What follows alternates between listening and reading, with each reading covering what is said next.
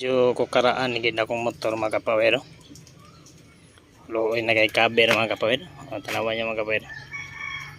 Kita naging luoy sa cover ng motor mga kapawero. Daan ni kayo. Kukaraan na gid siya. Liwat gid siya sa tagiya ba. So atong tanaw no. Check na to.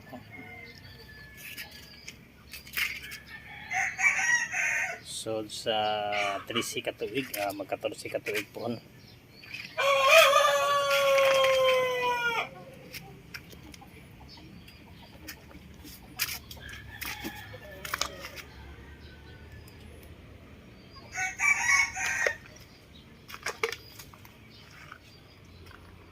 So, uwi kayo magkapawero.